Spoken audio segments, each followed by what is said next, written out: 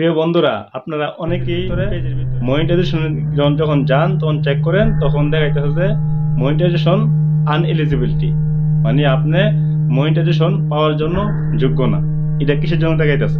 হ্যাঁ, দেখুন, আপনারা সবাই জানেন যে বর্তমানে ফেসবুক আপডেটের উপরে আপডেট নিতেছে। এখন ভালো ভালো পেজ, যে পেজের ভিতরে লক্ষ লক্ষ ভিউজ আসতেছে, অনেক রিচ আসতেছে, তারপরে কিন্তু মানে আনএলিজিবল দেখাইতেছে, মানে পেজ মনিটাইজেশন পাওয়ার জন্য যোগ্যতা আইতেছে না, একটা ইস্যু ধরাই দেওয়া লাগছে। তো এটার থেকে আপনারা কিভাবে মুক্তি পাবেন?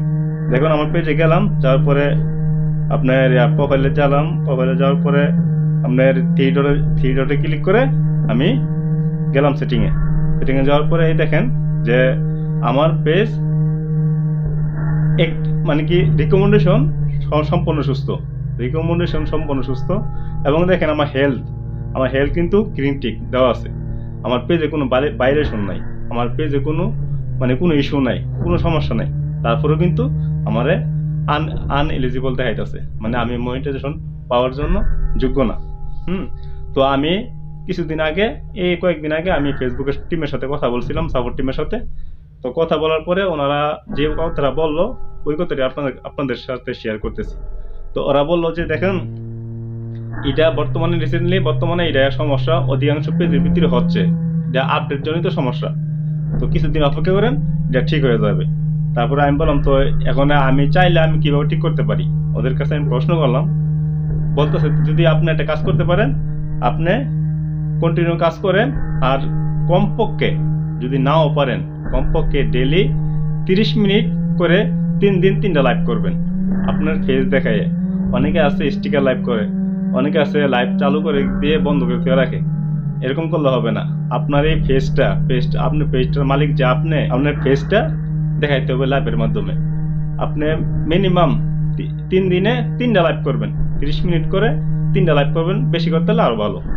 যখন 3টা লাইভ করবেন, লাইভটা করার আগে অবশ্যই ফেসবুকের কাছে একটা রিপোর্ট করবেন। রিপোর্টটা কি করবেন এটা আমি ডিসক্রিপশনে আমি লেখাটা দিয়ে দিব। আর যদি রিপোর্ট কিভাবে করতে হয় যদি জানতে চান, তাহলে আমাকে কমেন্ট বক্সে জানাবেন, আমি এটার পরবর্তীতে ভিডিও নিয়ে আসবো কিভাবে রিপোর্ট করতে হয়। তো ফেসবুকের সাথে একটা রিপোর্ট করে আপনি 3 দিন 3টা লাইভ করবেন। তো লাইভ করার ফলে আপনি দেখবেন যে 48 থেকে 72 ঘন্টা এর ভিতরে আপনার পেজ এলিজিবল হয়ে গেছে। এটা ফেসবুক সাপোর্ট টিম আমাকে নিজে বলছে। তো আশা করি আপনারা রিকোয়েস্টটা পাঠাইছিরা, মানে কি রিপোর্টটা পাঠাইছিরা ফেসবুক অফিসে, আপনারা লাইভ করেন, 3 দিন 3টা লাইভ করেন, ইনশাল্লাহ আপনার পেজ এলিজিবল হয়ে যাবে। তো আপনারাও এই কাজটা করেন, যেহেতু সাপোর্ট টিম নিজে আমাকে বলছে। হ্যাঁ, তো অবশ্যই তো সবাই এই কাজটা করবেন। আর আশা করি আপনারা সবাই যদি লাইভ করতে পারেন ঠিক মতন, আর রিপোর্টটা করতে পারেন, আর পেজ যদি সুস্থ থাকে, আপনার এটা এলিজিবল হয়ে যাবে ইনশাল্লাহ। তো সবাই ভালো থাকবেন। আর অবশ্যই আমার নিচে পেজ আছে, আমার পেজে আপনারা নক দিবেন, যে কোনো বিষয়ে আমি সমাধান দেওয়ার চেষ্টা করব। ঠিক আছে? তো সবাই আমার চ্যানেলটা সাবস্ক্রাইব করে রাখবেন। আর অবশ্যই ভিডিওটা দেখার জন্য আপনাদেরকে ধন্যবাদ। আসসালামু আলাইকুম।